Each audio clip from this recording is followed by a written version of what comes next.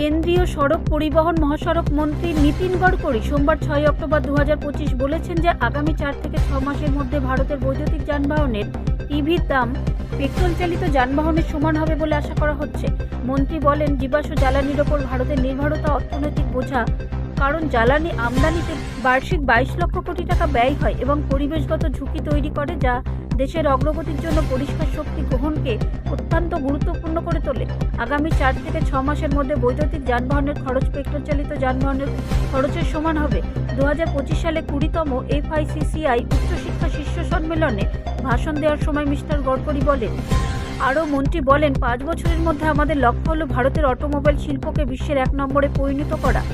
যখন আমি পরিবহন মন্ত্রী হিসাবে দায়িত্ব গ্রহণ করি তখন ভারতের অটোমোবাইল শিল্পের আকার ছিল 14 লক্ষ কোটি টাকা। বর্তমানে ভারতের অটোমোবাইল শিল্পের আকার হলো 22 লক্ষ কোটি টাকা। মিস্টার গডকরি আরও বলেন, বর্তমানে মার্কিন যুক্তরাষ্ট্রের অটোমোবাইল শিল্পের আকার 78 লক্ষ কোটি টাকা, তারপরে চীন 47 লক্ষ কোটি টাকা এবং ভারত 22 লক্ষ কোটি টাকা।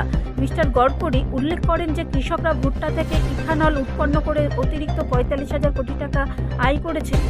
অধিকন্তু মন্ত্রী বলেন যে আমরা একটি কর্মসূচি শুরু করেছি যার অধীনে আমরা 2027 সালের মধ্যে দেশের সম্পূর্ণ পৃথকীকরণকৃত কঠিন বজ্রকে রাস্তা নির্মাণের ব্যবহার করে লক্ষ্য নিয়েছি, যার ফলে বজ্র থেকে মূল্য তৈরি হবে। উচ্চশিক্ষা এবং দক্ষতা উন্নয়নের গুরুত্ব তুলে ধরে মন্ত্রী বলেন যে উপযুক্ত জ্ঞানসহ উন্নয়নের জন্য একটি ভবিষ্যৎ দৃষ্টিভঙ্গি এখন সময়ের প্রয়োজন এবং ভারতের শক্তি অন্য যে কোনো দেশের তুলনায় তার তরুণ, প্রতিভাবান এবং দক্ষ জনশক্তির মধ্যে নিহিত। ব্যুরো রিপোর্ট, রাষ্ট্রীয় প্রসার বাংলা।